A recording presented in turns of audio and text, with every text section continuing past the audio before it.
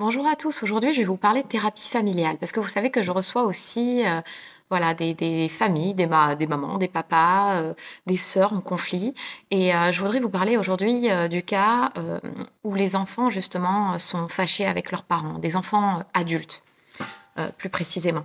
Alors c'est quelque chose auquel on ne s'attend pas. On connaît bien la crise d'adolescence et puis il arrive qu'à l'âge adulte, on reproche à nos parents d'être trop présents, de ne pas être assez à l'écoute, de ne pas avoir été assez présents aussi, hein.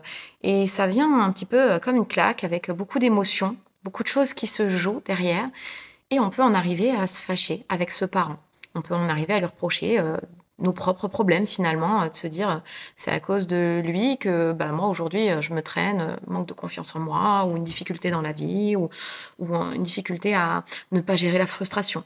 Alors c'est pas évident dans ces cas-là parce que le parent il se sent souvent accablé, souvent il est dans la sidération en fait et du coup il se retrouve en incapacité d'agir. Vous savez, quand on se sent sidéré, on se retrouve un petit peu comme un poids et on ne sait plus vraiment comment faire. Et alors il va essayer de faire des choses et souvent il ne fait pas les bonnes choses.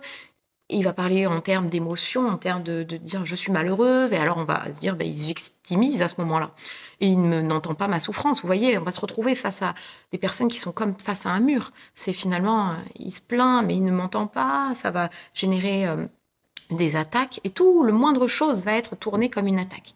Donc comment on fait pour sortir de ça, de ce conflit où ce qu'il faut comprendre, c'est que c'est vrai que de la part du parent, il y a souvent une forme, voilà, la sidération, elle arrive parce que il s'imagine pas un jour être en conflit avec son enfant. Donc c'est vrai que la thérapie, elle peut aider ça à sortir de cet état pour comprendre que, bah oui, des fois, et ça peut arriver qu'on n'est pas des êtres parfaits. Et les mamans, d'ailleurs, souvent, hein, elles ont une charge. Il est difficile de nos jours d'être maman. Donc, du coup, déjà, il y a ça. Mais de l'accepter aussi, de se dire, bah oui, j'ai fait des trucs qui sont pas parfaits parce que j'ai fait du mieux que je pouvais et c'est déjà pas mal. Et aussi, il va falloir entendre les peurs de chacun. Écouter. Souvent, l'autre attend des excuses ou attend et aller comprendre quelle est son attente finalement, parce que il y a le problème qui est révélé ou une plainte qui est là, mais qu'est-ce qu'on peut faire avec aujourd'hui? Qu'est-ce que souvent il sait pas le dire l'autre. Il va dire sois plus présente, sois moins là. Vous voyez des choses très vastes, des choses où le parent il va essayer de bien faire la plupart du temps. Il va se dire oh, ok d'accord je vais essayer, mais ça veut dire quoi? Ça veut dire quoi être moins là? C'est assez vaste comme truc, vous voyez? Donc, il va vraiment falloir pouvoir dialoguer et comprendre précisément, en fait, les attentes aussi de la personne qui se plaint. Parce que pour l'enfant, souvent, le parent, il est un peu idéalisé. Le parent, il est fort. Le parent, il n'a pas des besoins, c'est-à-dire qu'il doit subvenir aux siens et il est infaillible. Et en fait, il y a aussi un deuil de ça. Ce deuil de, bah ouais, finalement, j'ai pas un parent infaillible.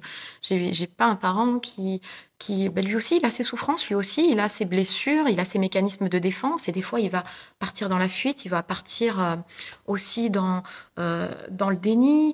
Et il y a déjà aussi un gros travail d'acceptation de ça.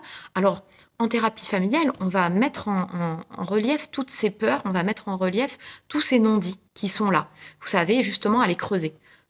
Vraiment l'origine du problème, parce que souvent, rien que ça, c'est déjà compliqué. C'est tout plein de petites choses, ça cumule et on ne sait même plus réellement quel est le problème initial.